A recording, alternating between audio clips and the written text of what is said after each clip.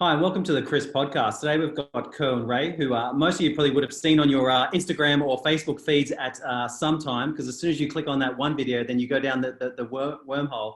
Kerwin and I have actually known each other for probably about 20 years now. And when I saw this taking place, there was literally no one else I could think of that could talk about, more the sort of mental aspect than having Kerwin on. So thanks for coming on, Kerwin. Mate, Steve, great to be here. Always good to connect. And yeah, after It's 20, been a while. 20 years, mate, I could tell your audience some stories about this young fella. Mate, likewise, I could tell your audience. Oh my God. The very first time I met you, had that bright green silk shirt. Tie. You were stunning. You were stunning. Great to be here. Thanks for having me on, mate. Mate, thank you. And look, just to kick off, like me and you are going through similar experiences, right? Like obviously we've been running events now for the last sort of 10 years. You obviously run sort of large scale events that you sort of produce a lot of content on. Both of us have had to sort of look at our businesses and transform it virtually in the last week. The topic I'd love to kick off on is just really perspective. So for you, as a start, I'd love to get your perspective on what you see, what's happening right now. Well, first of all, I'm seeing a lot of loss of perspective. I think that's probably the biggest thing right now is people are losing perspective because we've got emotions are entering the situation. We've got hysteria. And once those emotions, come in, then behaviors take out, or put out, and then we have some real loss of perspective kind of becoming a little bit more viral. So right now, look, my perspective is, there's a lot going on, and they're really, what is required right now is really an ability to get on with the job of just, whatever come next and making it work. And you've obviously got different streams where you're dealing with a lot of different founders, whether it be, I suppose founders that have been to your events. What perspective are you providing to them in this time? Because I imagine like there's three things they're going to be looking to doing, right? Yeah. Some it's either their time to shine or some are about to go through a bit of pain. That's so interesting. Like from the moment this happened, as I was saying to you, before we started recording, like the way I prepare is in advance. I don't prepare when things happen. I prepare in advance so that when things happen, I'm ready for them. And, it was probably about something's going to happen at some point, whether it's another 2008, 1987, whatever else, but we got to prepare for it. And so for me, anyone who's been in my orbit, for probably it's more than 8 years, but specifically the last 8 years, they've been it's been drummed into them to get ready for something, and again, a little bit of that probably is rubbed off from my PTSD. But, we had, but it's true, like that's a benefit, and that's perspective. But we had like, about 500, almost 500 of our members in a conference over the weekend. And what was super interesting is we had to shut that conference down halfway through and literally. Just quickly on detail on that, because I was watching this on Instagram and I was like, holy that I love. Mate, it was at 3:42. I made the decision an hour and 46 minutes later after we got off the phone to legal, and we just deployed. We had discussed, broadcast capabilities for future events, but we hadn't discussed broadcast capabilities for that event because based on what I was seeing from the response from the government, I wasn't seeing the calls being made. But it was on the Friday afternoon where I got to the point where I was hoping the government was going to make a call, but I made what I thought was a socially responsible call because the call wasn't being made. And I shut the event down, but I did it literally after, there's an event running and in the background I'm on the phone to legal and, a range of different sources to make these decisions. And, we came to the conclusion that the most socially responsible thing to do, I was going to hug, 400, 500 people 2 to 3 times, and the next 3 days, I was like, guys, let's just call it. But let's not just call it and say, let's cancel. Let's demonstrate to our community everything we talk about, which is how do you respond? That's right. How do you pivot hard?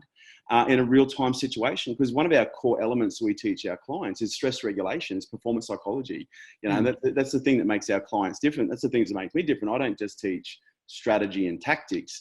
I'm teaching real aspects of performance psychology that are military grade, so that it's built for high stress environment. But the best part about that is you're actually demonstrating that in real time in a live situation, right? And you got 500 people looking and see how you respond. And they saw the evolution. They saw how I had to announce it to my team. I hadn't been back to my office in 6 weeks. I had to announce it to my team. I knew by Monday things were going to be different. I had to announce to our team, guys, we need to get remote ready. And so I had to film a video for my team at the event, send it to my team, and then I went in the room and then I showed it to my clients. I said, guys, this is how you tell your team. And I was like, and then went down, I went off stage, I came back on stage and I literally said to my clients, who would like to be a part of history? Who would like to be a part of live history where you see some of the greatest innovations and pivots take place in real time, in real crisis, in the moment. Who would like to see that? And the whole room like, yeah. I said, great. We are shutting this event down and we are going broadcast within hours. And you are going to be a part of that. You are going to be a part of us making history as we not only go from live to broadcast, but we're going to do it in timeframes that would be considered impossible. And so whatever you're seeing right now, you know, you're going to look as the benchmark so that when you go back into your business and you have to respond to this situation, you have the benchmark for what is possible. And every single 500 they're like, what the f-? Again, context. Context is everything. People are like, yep, because these guys have been preparing for it. You know, I drill into my people, contingency, war chest. You think about everything. And again, this is my PTSD coming out, but also I've done a lot of work. You know, I've done an obsessive amount of, I've got an obsessive interest in military in terms of strategy, tactics, you know, from a high level strategic to a tactical level special forces. And so I can bring that into the business environment. And that's one of the things that, you know, PTS has given me, along with all this different training that I can bring into one place, is the understanding the importance of contingency. And this is what we know, Steve. You know it, I know it. Everything in business is based on a changed environment. It's the level of change and the speed of change that is unknown. You almost want to do an article on all the great businesses that have been built out of periods like this, whether it be the Depression, whether it be the .com crash. You know, we're seeing the greatest shift of information in the history of 100% information and civilization. We're seeing the most rapid demonstrations and capabilities of evolution. We evolved, Steve, and I know you're probably having the same experience. Like with it, we evolved 4 years in 4 hours. And one of our most, we have these themes that we go through in our business. And one of the themes that we went through a couple of years ago was promoter independence, because in my business, you know, there's a lot of people that will leverage, you know, speakers like myself or content experts like myself to promote them. And we never wanted to use that model. So we always wanted to be independent and own the supply chain. But then we wanted to become marketing independent so we could own that supply chain, and we went sales independent. And the greatest weakness that we had in our business model, Steve, was we were event dependent. Yeah. And so we identified 3 years ago that we said we had to become event independent. And it's been one of those priorities. Yeah. We've been putting there. No, yeah, it's kind of working on it here and then. And then 4 hours later, bam! So exact same situation for us. Like, so last Monday, we were actually planning to go to London. Like, we had an event that we actually had to cancel in London, scheduled for April 2nd. Monday, we're planning to go there. By Wednesday, I'm thinking this is just ridiculous. It was actually one of my shareholders that just gave me a call and said, "You're not going to London, are you?" And it sort of kicked off from that. And then basically across Thursday and Friday, transformed our entire business model to go completely virtual. And you sit there and go, do you know what? This is the most logical thing for us to have done. And fortunately, similar to you, we started building a product 18 months ago to allow for us to have the end-to-end transaction completely online. And so now it just really becomes, okay, well, it's global, it's scalable, distribution is obviously important. And then now it's, okay, what are the next steps? And it was just beautiful to watch the team firstly get behind it. And then the second part is now actually executing it. And the cool thing is there's actually no other choice. And when there's no other choice, I think that's when there's a brilliant opportunity for founders to take themselves to the next level. I agree. And there's only thing one better than not having a choice, or actually to pair that with, is not having a choice and having the cameras follow you the whole time. Yeah, true. Very true. It's one of the greatest documentaries, one of the greatest content pieces that we've ever created. Like, we've already, like, literally as this is going down, I'm like, because we've been playing with, we've got 2 or 3, because we have a whole content division. We've got like members in our content team. And so we've been discussing documentary. Again, another angle, documentary filmmaking. We've got 3 documentaries in pre-production right now, but we've kind of been toying with which one's going to be the one we're going to double down on first, because we've got all these resources, but we're not Lucas Studios. So we want to double down on one. And then literally it was like day one, I was like, I think this could be it. And it was like, I was like, this is it. Because we've got such context and content and drama, but calm. It's just, it's going to be an epic piece of content. And it's such a strange thing. Like, if me and you go onto a news site right now, all you see is absolute hysteria. But the thing is, I'm sure in your conversations daily and my conversations daily, it's like, we know there's pain coming, right? But there's always, crisis has the 2 sides, right? The problem, then the opportunity, right? And the opportunity is massive for everyone. And for me, it's amazing to watch. It's amazing how resilient people are. And I think that's a topic that I think is really important as far as for founders, that resilience is one part, and whatever the challenges are, there's other options, there's other mechanisms. Now for you, you went through this really good session you posted it over the weekend about the 4 phases of a lockdown. Do you want to cover that? Because Yeah, sure. I loved it. I loved it. Look, I developed that on the spot. I figured that. Yeah, but that's how I do most. But it was good. It was good. Yeah, first phase is remote. And again, I'll just give you framing and capabilities. We decided at 6:34 Tuesday evening PM that we had to be remote ready by, and the team said, yeah, we could probably be remote ready by. I said to my team, I went to my recruiter, who's my chief heart officer. I was like, okay, we need to remote capabilities quickly. She's come back and said, yeah, no problem. I was like, ETA. She goes, oh, easily by the end of next week. I said, what's the new ETA? And then she's like, early next week. I said, we need to be ready by 5 p.m. tomorrow. And she was like, on it. And that's the thing, these guys have been trained for. And so the first phase is remote, right? And so we made the decision to go remote 6:34. By 4:50 the next day, we were remote ready. And what that looks like is remote capabilities. So you've got to think hardware, technology, and resources. And so for us, when we deployed, we run a very agile environment anyway. Like we use agile systems, agile leadership, agile frameworks. We've invested heavily in agile. And so all of our teams have laptops. All of our teams are on mobile phones. No one has fixed lines. So we are very agile in that respect. And I assume you use Slack or Teams or something like that. Yeah, as well. we use Flock. We use Flock. We're now converting to WhatsApp as well, and just as a contingency. If I told you my contingencies, your eyes would roll.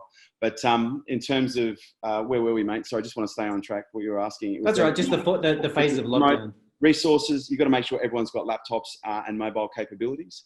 Obviously, software and technology. Right now, if they've got the hardware in terms of the phones and bits and pieces, communication channels are important. But the things that we also need to consider, actually, we may as well go there, is contingencies around communication channels. Because what we're going to see right now, especially in this remote environment, I'm actually really glad it's the first time I've actually had the opportunity to speak about it in a meaningful way. We've got to be really careful about data consumption right now. Like we've really got to be careful. Because if we sit there, YouTubing everything in HD, because I'm on holidays now, I'm going to watch Star Wars in HD. That's tapping on the resources of at a national level. And what we could potentially see is, the potential for internet rationing. If we don't, make sure, just like toilet paper, if we don't keep a handle on it. And so I'm really encouraging people to be just really conservative with their remote technology, but also their data usage, only making calls when it's required, using, low volume. You don't have to do Skype for necessarily everything. A phone call sometimes is just as good, but you also need to have a contingency, because if your, Flock or whatever you're using goes down, well, you've got to start thinking about what would be the systems that are most likely to have the resources that would keep them going. And one of them is Messenger. Messenger is like one of our fail safes. We have 4 other fail safes if Messenger fails, from everything from satellite, UHF, all the way down. So, but again, everyone doesn't need to prepare to that level. It just depends on what your level of preparedness comfort factor is. And, for myself personally, I'd rather have everything I need and everything I want and not need it, rather than have everything I want and not have it. Yeah, gotcha. So remote is phase 1, and then phase 2. Phase 2 is then we're all now situated. We've tested the environment. We can see how the environment is adapting and adopting. We have people checking in. We now maintain a connected environment. So you want to have your huddles every morning. You want to have your connects throughout the day. Make sure people are keeping it in that community. And I was going to say, that communication is important, right? Because when you're in an office environment, you've got tonality, you've got, body language as communication tools. Guess what we're seeing immediately? And it's only Friday, but guess what we saw as of Tuesday already? What? Massive increases in productivity, because of the lack of distractions. Yeah. And now the communication, because we're already so efficient, is becoming even more efficient. And the teams are really discovering there are a lot of conversations that they're having that they don't need to. They're doing it because it's social. I'd say even for you as for you as boss, for you as founder, I imagine for me, I'm getting a lot less questions than what I'd normally get asked during a normal day. Well, I wouldn't agree. I'm personally not getting that, because my demands have increased, because I've now become an intelligence source to the wider community. But yeah, look, I could understand how my leaders are seeing that, because I've got my chief heart officer going, yeah, everyone's under control. Everyone's cool. I'm like, really? They're like, yeah. Everyone's like a boss. I'm like, great. But phase 2 is really looking at what's that first round of cutbacks or streamlining that might be required, because obviously the government is dropping a lot of stimulus right now. And we're still working out what that looks like. We're still looking like that, when that's going to land. But in the meantime, we have to manage cash flow. And we really have to manage cash flow from a resource perspective, but also from a preservation perspective. So round one, really every round should have its own budget in terms of operations and talent. So remotes, you should look at what's the budget for going remote, from a talent perspective and from a hard operations perspective, because you might have to trim some talent because now that you've gone remote, there's a few people that aren't required. But now in phase two, you want to have a budget both at a talent level and an operational level to look at what would be the first line of cutbacks, the first line of redundancies, if it's required. And let's just go there straight off the bat, just so that we can attack any, feelings of failure to lead or letting people down. Because I know some people don't like to let people go, others love it. I don't personally. It's not something I enjoy, but it's something I know is a fact of life. We've all had to do it. Anyone who's worth their salt in business has to let someone go for the greater good. And so right now, the mature conversation really needs to be is, how do we make sure as a part of our rounds of cutbacks as we go through these phases that we do it in a very intelligent way to ensure that we preserve the talent, but at the same time preserve the business so that the business is sustainable enough. So if in the event it does need to go into hibernation, or a pause, or even a shutdown or a wind up, the goal is if we have to get to that point, you don't want to lose everything. You want to have something left so that when this thing bounces back, that there's the capital that can be then redeployed into the market to create future employment. And the talent, and the capital and the talent. But if everyone drives their ship into the reefs, Steve, because they're trying to save everyone, we're not going to be able to save. We're going to get perhaps you might pay a few people for a few more weeks longer, but you're potentially going to sacrifice the economics of the greater good. So we have to keep that in mind. So phase two is really about what's the first line of cutbacks look like in order to maintain top line, bottom line, but also, and what I mean by top line is revenue coming in, bottom line in terms of profitability. But that is also looking at the operational requirements to manage that. In terms of finance administration, but also we want to make sure that we're not stopping, we're still marketing. So you want to make sure you're still investing into the marketing resources to generate leads. I was going to say, because this really is the time for any founder, this is the time to be as visible as possible. My God, we have a captive audience. Correct. But there's never been a greater time to double down. Oh, I can't cut hairs. I had a client the other day and she came to me, she said, Kerwin, I'm a massage therapist. I had all my bookings cancelled. My business is dried up. I've got, it was 10 or 15 staff. I said, well, you need to pivot very quickly and work out what to do. But right now, the best thing you can do is produce social media content, because this could turn around in 2 weeks. And if it does, and you've spent 2 weeks producing content, then you're going to have a high level of visibility for all those stressed people when they come back into the market. And she just came back. She says, oh my God, yeah, great. Oh, but how do I pay the bills? Fair question. And I was like, well, funny you should ask. You need to look at what skills or resources that you have that you can now deploy remotely, digitally, or through e-commerce, that you might be able to offer to the existing client base that you already have. And she came back, she says, oh my God, I'm a qualified kinesiologist and my clients love that as a part of my career. I'm like, well, there you go. And then she goes, oh, but now I feel bad. What about my team? Sad face. And I said, well, why would you rob your team of the same opportunity I just gave you and ask them and see if they've got any skills or talents that they might be able to offer? Guess what? Turns out one's a hypnotherapist, one's a coach. And as a result, they're now pulling resources like, well, what services? One's a counselor. What services can we offer during this time to keep the revenue going? And she's just like, wow. She went from like, oh my God, to, and this is what I'm seeing. I'm seeing these people that once they get it, and once they see the opportunity, Steve, that you mentioned, once you see this for what this is exactly what it is, which is just a clean out. It's an opportunity. It's a historical event, yes, but it's something that we have seen happen in some way, shape, or form many times in history. So to me, there's a lot of level of calm that some people have in the opportunity because of that level of preparedness. And phase two is where we really are. What are we preparing for that first line of cutbacks? Do we know what the costs are in terms of all the redundancies that we may have to execute? Because you don't want to have to just make, fire people. Chaotic. And then this thing bounces back and then you get shut down with unfair dismissal claims and you're cleaned out. You've still got to follow the law. So round two is really familiarizing yourself with what the redundancies are, what the schedule looks like, who would go first, but more importantly is what is the redundancy laws? What are the employment laws? How do I start communicating with my team? I've been very open with my team and everybody knows, guys, we're in this together. If we don't survive, nobody survives. And if there have to be cutbacks cutbacks will be based on whoever's not able to provide value at an operational, sales, or marketing level. Everyone, my team have seen the It's the most honest and pragmatic conversation to have, and logical. I tell it to the public so everybody knows, you know. Yeah. We may as well. I treat Noah like he's a genius and so he behaves like one. You know, I treat my team like they're, you know, very talented, you know, high level genius, you know, high performers, and they behave like that. And so the productivity we're seeing in these people is lifting already. And I don't even think they're motivated because of the fear. Maybe some are.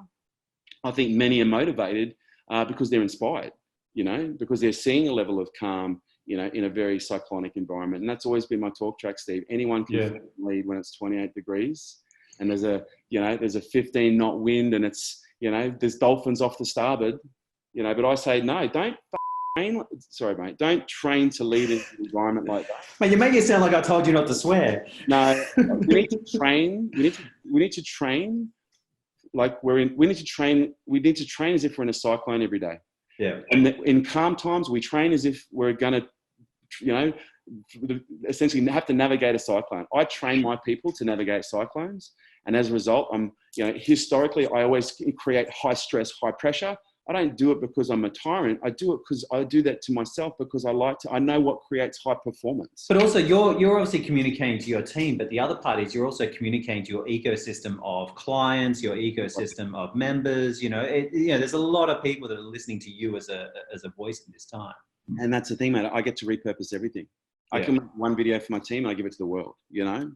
Now, moving on to stage three, the drastic. Three is more of the, you know, I'm kind of getting away from drastic and calling it the hibernation pause phase. Yeah. But it is where we look at drastic measures. I don't want to call it drastic anymore, but we look at hibernation pause. Yeah. What does the complete slowdown look like? Okay, to get into hibernation. Now, we're looking at the RBA is discussing all sorts of things. Mm. So we're going to see unprecedented levels of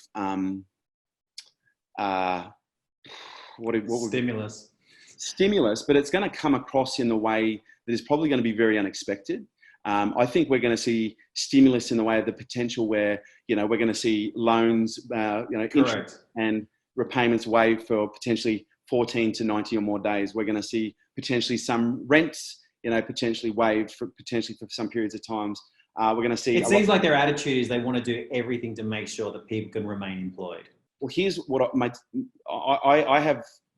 I've got to be careful what I say. My dad's an economist. He was one of the top economists for the country for a very long time. And so one of the things I've learned to appreciate is that there's a lot going on right now at the economics level that probably none of us will really fully ever understand and comprehend. So look, my dad's an economist, so I've been exposed to economics for a while, and you know, I'm a little bit desensitized.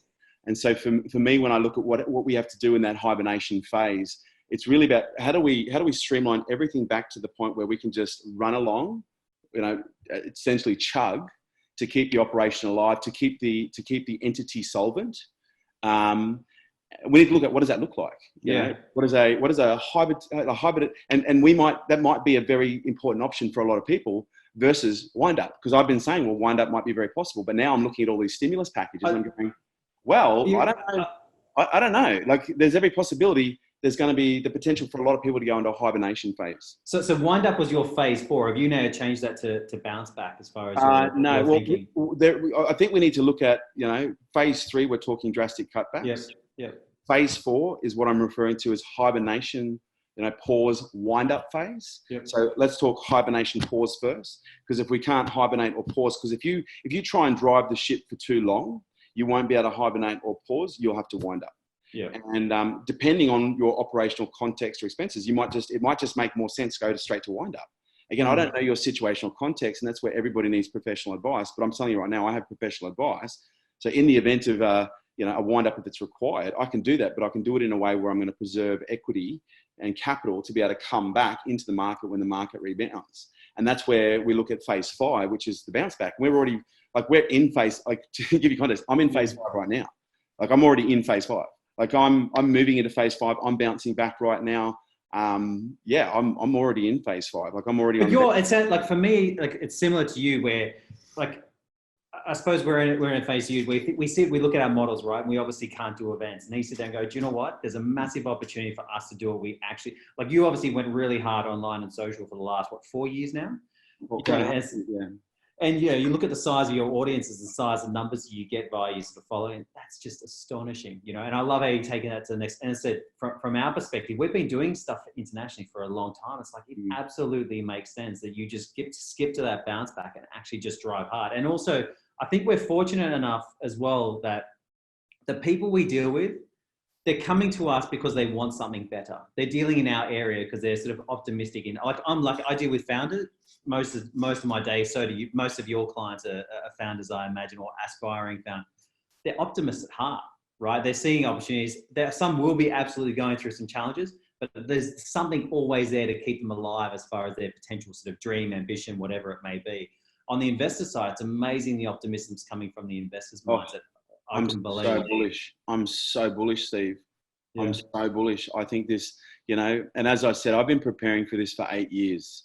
So I'm ready. And I don't say that in a capitalistic, greedy or pig-like mentality. I'm talking about this from the acceleration of individuals' purpose and mission perspective.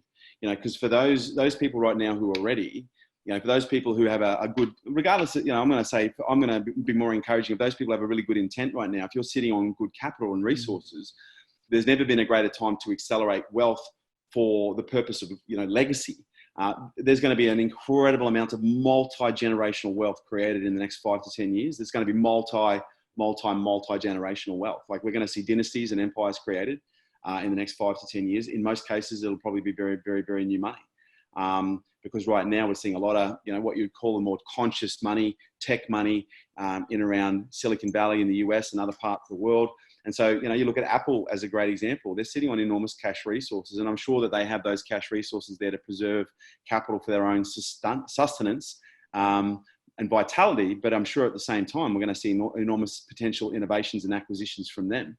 Well, let's look. We're communicating this on Zoom, right? Zoom share price is absolutely soaring at the moment. Yeah. And it actually really leads to the other part. What's really interesting about this, and this has been my discussions over the last over the last few days, is what does business models look like after this? You know, for example, we both have offices, right? Yep. So if we learn how to thrive, you know, if we learn how to survive and thrive in an environment that doesn't require an office, what does that look like? What that looks like, first and foremost, is commercials about to plummet because there's a disproportionate amount of people who are going to realize how more effective and efficient they are remote. And they're going to look at these leases, whether they're a 20 grand lease a year or a $7 million lease a year, and then they go, how much do I really need this? I could probably invest $1 million a year in community activities and technology and, you know, probably get a much bigger bang for my buck, you know. And I feel so fortunate this time. Our lease came due literally this month or next month. And I'm just like, wow. Like, and again, I love my office. I've got my gym. I've got my gym in my office. You do. But yeah, I'll bring it wherever I am, don't you? But right now I'm not attached. And I think that's an important aspect of, you know, what's going on right now is we can't be attached to our business models. I'm just not attached. Like, it's so funny right now because I've been going for days, and you know, because I've got a story that I've had a few head injuries, and so my short-term memory right now is like literally it's just in the moment. But what's been really interesting as a result of that is I'm finding right now I'm being forced to live in the moment, and so I'm not attached to anything. I'm not attached to any idea, any concept. I'm in almost a constant state of just intuiting what's coming to me and receiving information and responding to it in a really calm and receptive way. And yeah, it's been a really interesting process. Well, getting on to the final point, right? I hope I can mention this, but me and you are big believers in physical health and how that relates to mental health. Yes. Correct. So I think it'd be worthwhile to touch on that because this is obviously a time where, you know, you sort of be encouraged to, you know, obviously social distancing. I'm sure like you know, I'm keeping up my exercise routine. I'm sure you're keeping up some sort of exercise routine and stuff. What's your thoughts on that as an area and for other people that could be listening? It's so interesting because, you know, we've been both involved. I've been involved with fasting now for about 20 years. It was old Sonny Pete that introduced me to fasting in the year 2000 at Montego Court. Going back away. Certainly. What's interesting right now is I'm just looking for every hack in the book right now, Steve. Like I'm literally looking for every hack in the book. And so I'm probably eating right now, now I'm not going to do this long term, but since this all went down, since the 24th of January, I started eating about one meal every 3 days on the 24th of January. And then 1 meal every 3 days. Wow. Yeah, while I was in New York. So I was in New York from the 17th, no, so it was the 17th to the 24th. While I was in New York, I was only eating maybe 1 meal a day, if that, sometimes 1 meal every couple of days. And I fast. So for me, that's not, oh my God, that's like, no, I can do it. Dude, I can go 30 days without food. What are you telling me? Like, and I can do that in a healthy way if you understand your body and the mechanics and everything else that's involved. And then I went into tour. I went straight into a month-long tour, which, by the way, I was flying with a mask the whole time from day one. I had masks on order on the way back from New York for my entire team. So I was ready to go. Sorry, where was I going with that? I started eating 1 meal a day. And when I went on tour, I had this interesting sense in my body that was going on. I thought I was unwell. I wasn't. My body was just telling me to stop eating. And so I fasted for the whole tour. 4 weeks on the tour, like going around Australia, I was just juicing every day.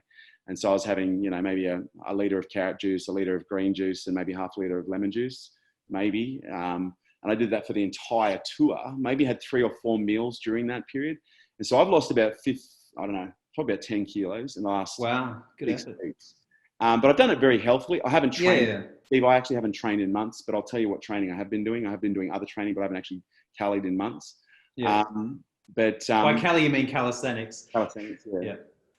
But I basically came out of that period maybe 2 weeks ago where I was still juice fasting. I did an entire week fasting, just a water fast.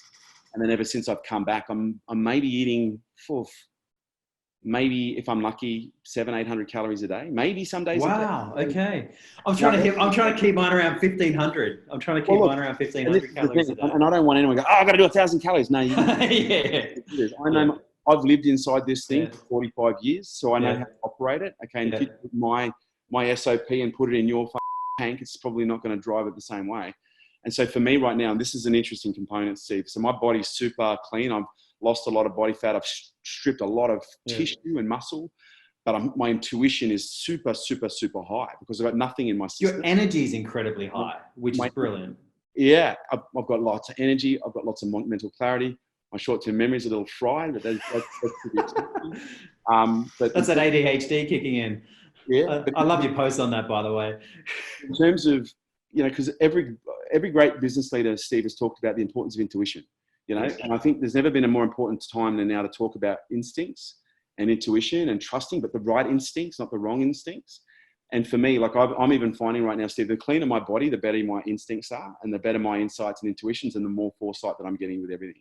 Like I'm actually having meditations at the moment where I'll meditate and I have the team around me because we've got stuff going on, and I'll literally I'll spit tasks while I'm meditating.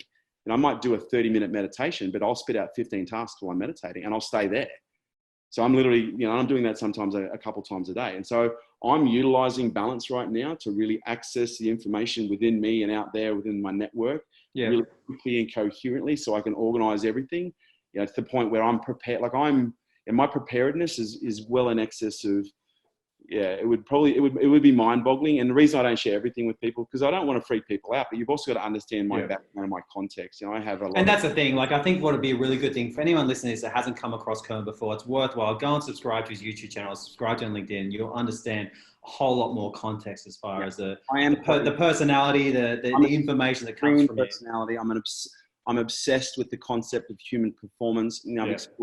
I've trained with the Navy SEALs. I've trained with and by the Navy SEALs, in terms of, I haven't gone running in mud and everything. I've done a lot of weapons training with some of their guys in San Diego. I've trained with the Ukrainian Special Forces and some of the European Special Forces. And the reason I've also done all these trainings is because I want to have military perspective in a high stress environment. Yeah. And that's the thing, Steve. I am obsessive. And so just a quick story on that, because for me, I found this hilarious. I think you were in the Ukraine with Special Forces and you were sitting at a restaurant, and then next thing the actual restaurant got raided. Yeah, because the thing is, right, we're having this conversation now and we're obviously both high energy because of our sort of personalities, but I think it's a beautiful story to finish on as far as how you operate under pressure. Okay, all right. Let me just draw a picture so everyone can have context here. So I was in Ukraine, in Kiev. I was training with the Special Forces over there. I was doing 14 days of high tactical, high intense weapons training. So it was guns every day. There was no running, no calisthenics. It was just guns, pistols, rifles, everything.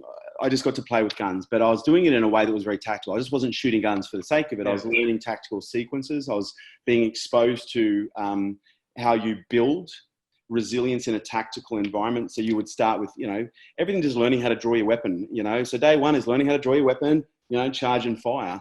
And then by day 14, you're doing as many as 70 or 80 different complex moves, from removing jams, transitioning weapons, moving through kill houses, because you've got to condition yourself to the percussion of the environment, because when you've got guns going off, that activates the autonomic nervous system without choice. Yeah. Most people have choice of stress. We're only scared of fundamentally two things, which is loud noises and falling. And so, if you fall, you inadvertently react. If you hear a loud noise, you inherently, instinctually react. And so when you expose yourself to percussions from weapons on a consistent basis, whilst having to maintain processes and mental process, you become conditioned to operate in what would be considered high-level trigger states, but your body recomposes itself and rebalances itself, and as it learns how to reintegrate and stay calm when all that percussion is going on, but it takes conditioning and time. And so I've been doing this my whole life. Like I've been skydiving. I've been playing with weapons my whole life, explosives in my younger days when I was young and stupid, extreme sports, hiking, fighting, you name it. And so here I am, set the scene. I'm in Ukraine. I'm training with these guys. It's the 4th of July in Kiev. It was a beautiful sunny day. And when I arrived in Kiev, I've got to create context. I was going over there to train with the Special Forces. It was just after Russia had invaded, what was it? Gosh, it's slipping my mind. Crimea. Yep. And so there was a lot of unrest and a lot of tension still going on. And so everyone was worried and going, are you sure you're going to be safe? And I said, I'm going to be with Special Forces. Special Forces, yeah. I'm going to have guns. It's going to be fine. Yeah. The day I arrive, there's a car bombing 400 meters away from my hotel. And, everyone heard about it. The riot police are all on fire.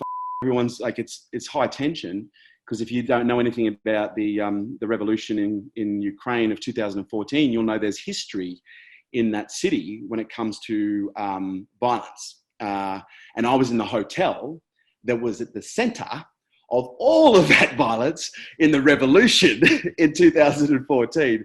Winter on Fire, if you've got an interest in historical documentaries, Winter on Fire is the revolution of Ukraine, of Kiev in 2014. And I'm there. I'm in this hotel, car bombing, and it turns out it was one of the heads of intelligence for Special Forces. And so we're like, okay, so it's someone on the inside. But didn't think anything of it, wasn't going to go anywhere. 8 days later, on the 4th of July, I'm taking everyone, there's like 12 of us, for dinner at this beautiful castle restaurant on a hill in Kiev. They have these long, it doesn't get dark until late. So we're walking up, it's beautiful. We walk in and we're in tactical gear. We're not in camo gear, but we're in tactical gear. Like, as you do when you're going to a restaurant in another country. But we don't look like army. We just look like private security contractors. Okay. But everyone's quite large and got tattoos. So they either look like mercenaries or something, right? We walk into the restaurant, everyone's in their suits and ties. There's families everywhere and there's kids. And, we just walked in, and so they put us in a beautiful private dining room. And the private dining room looked a little like that. So as you can see up here, there's the two doors that were going in, and then there was a big table and tables against the wall. And there was 2 guys sitting at the top here, and there was 4 guys sitting down here. I'm sitting here on the corner. No, this corner. I'm sitting here. And so we're having dinner, we're having a few drinks, we're having a great old time. And then all of a sudden, the doors kick in, and 6 guys in full camouflage, balaclava with AK-47s come reaming into the room. The 2 guys at the head of the table, one's SAS, one's Special Forces. The SAS guy's hooked in the head. He's barreled back on the chair. This guy's 110 kilos. The guy stomps on his chest, shoves an AK in his face, is screaming at him in, well, I can only assume Ukrainian.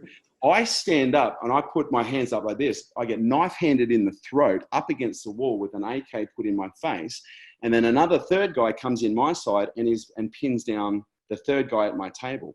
So 6 guys deploy in the room, 3 on each side. They basically suppress the first 3 guys on each side. I'm on one side and I'm up against the wall with an AK in my face. And my first thought when I was thrown against the wall was, hang on a second.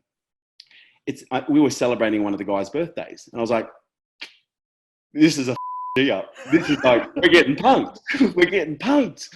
this is a G up for one of the guys' birthdays. And, and we're going to all just put the guns down and have a laugh. And then I looked in this guy's eyes and I saw, like, I won't say evil, but I saw a level of intensity that I've seen before that I was like, this guy is for real.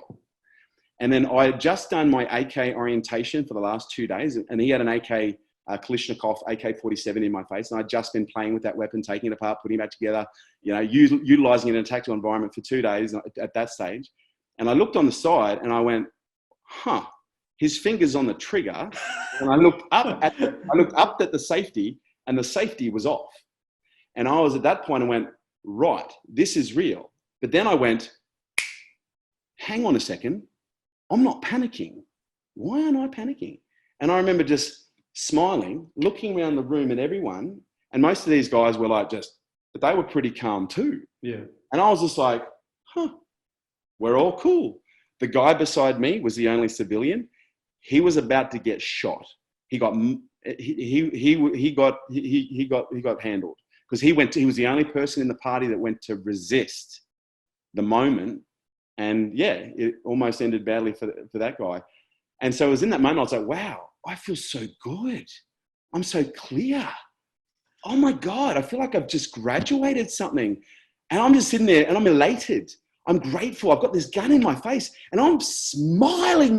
This dude's looking at me and all I can see is his eyes. This intensity turns to confusion. And it was at that moment, a dude walks into the room. He had a t-shirt wrapped around his head.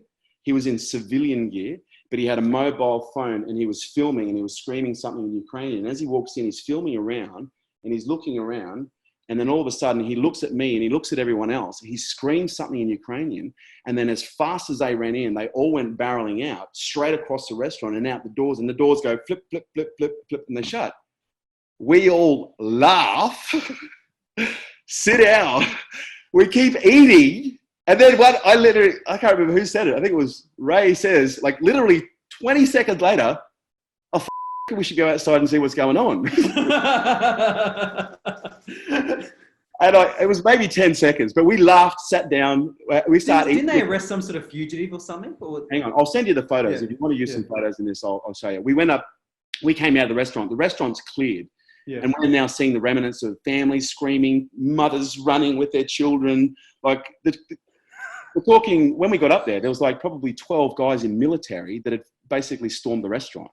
And this is like a prestige restaurant in Kiev, like a high restaurant. We go waddling out, again, all in our tactical gear. All the boys just start lighting up cigarettes and pulling out their phones and start filming.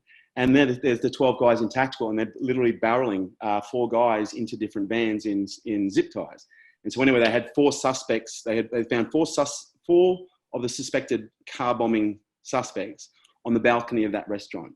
But when they came in, based on their intel, have you seen any suspicious characters? There's 12 guys here in the dining room. Oops.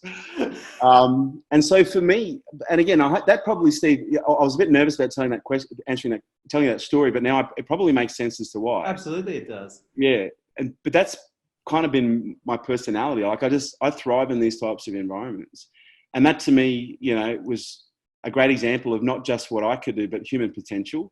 Yeah. And I'm not in isolation, Steve. You've known me almost longer than anyone. You've seen the work that I've had to do on myself. You've seen, many of the wounds that I've carried. You've experienced. We've both projected early in our relationship, both of the wounds that we've had, towards each other. So I've had to do a lot of work to get here. And so, I think one of the reasons I'm so obsessed about human performance was initially for myself. Initially, it was for my own selfish needs because I wanted to be a better human. But I'm just now seeing that potential is open to everybody. And I've seen the transformation it's had in you. I've seen the transformation it's had on my life and, just people that we're close to. And, I hope people look at us and look at things that you and I are doing right now as an example and not just sit there and get inspired, but actually go, damn it. I'm going to do something. I'm going to take some action now. That is really the hope, right? Like even if you said I know you're similar to this, even if it's one person that makes a difference, right? Where someone's got their back against the wall, everything's going against it, and all of a sudden, there's that idea that comes to them about however they get out of it, whatever the situation may be, or an opportunity comes their way.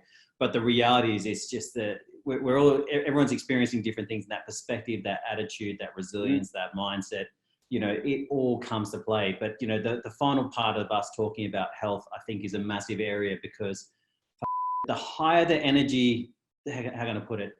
The more challenges that come someone's way, the more energy, whether it be mental or physical energy you have to deal with it.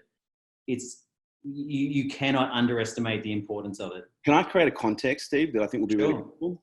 You know, because you and I, we've had many philosophical discussions around, you know, the life, love, the world, consciousness. And I think there's never been a more important time for consciousness, but I want to recontextualize consciousness in a way, because a lot of people might kind of, you know, repel from consciousness because of the, you know, the voodoo badge. But the way that I look at consciousness is really, it's purely linked to human performance. Because one of the things that I've become aware of, you know, through my own research is, you know, the brain processes 16 trillion bits of information. We're only aware subjectively of 2,000 bits of that information on average. And so as human beings, our criteria is to filter information as much as possible. And what I've learned is the more conscious we become, the more information in the bits that we see, but also the more prone we become during those periods where we see more to get overwhelmed and stressed. And understanding the importance of, in those moments of becoming overwhelmed and stressed, not realizing it's not the stimulus that's the problem. We've just found the ceiling of our capacity in that moment at that time. And that's the signal to pull back and just regulate and calm down. Okay, and go and sit on the beach or sit in the grass or have a shower or reconnect, and then come back, and then you'll realize, oh wow, I can actually push a little bit further now because I've gone and had a little rest. But even just to sleep, like I think sometimes for me, so after a long day, you're tired, just sleeping can be a massive point. Like, you know, the number one super performance drug in the world, having a great sleep. You know, like you can't underestimate that. Would be, what if I can't sleep, Steve? And meditation is a really important practice. You know, and we talk about what consciousness allows us to do, Steve, because to me, it's like, what is consciousness? Consciousness is the ability to take that 2,000 bits of information, and how do we make way towards that 16 trillion? Do you know what I mean? Yeah. In a practical way, how are we able to process more data like a computer? How do we increase our processing capabilities? Like, maybe we'll never get to being able to be conscious of 16 trillion pieces. Because to me, if, you know, 16 trillion, that's pure consciousness, or not even close to our aspect of. But if we can essentially elevate our consciousness, but in a way where we can regulate the information and the data flow, but also most importantly, the vessel that has to process that information and regulate the energy that's required. And this is where we've got to understand, consciousness requires energy to be powered. Okay, it requires physical energy. Okay, it requires mental energy. Okay, and it requires all sorts of other, you know, mechanisms in between that. And so the more healthier we become and the more objective we are, not only the more energy do we have, but the more information we see and the more objective we can become and the better decisions we can make. Can I just add like a real simplified layer that helps my simple brain understand, is that, and it's coming from a lot of conversations been having with different people over the last sort of 2 to 3 months. We all have our own thesis. We all have our own thesis on different things. Like right now, you've got a thesis on your business, your potential, your opportunity going forward. And I think as we're going through this, you actually question your own thesis more, right? And the question is, does that thesis serve or does it disintegrate?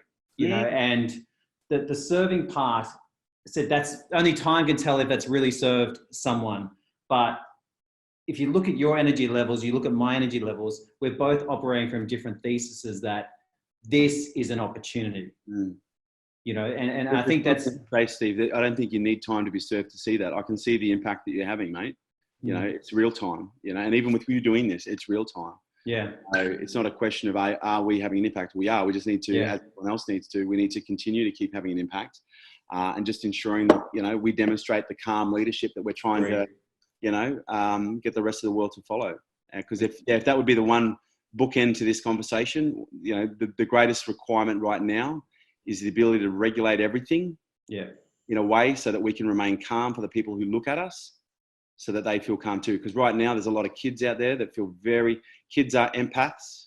Right now there's a lot of sensitivity in kids. And as parents, we need to be empathetic to that. We need to be empathetic to our team, empathetic to ourselves, and just stay calm and get the job done. We got this.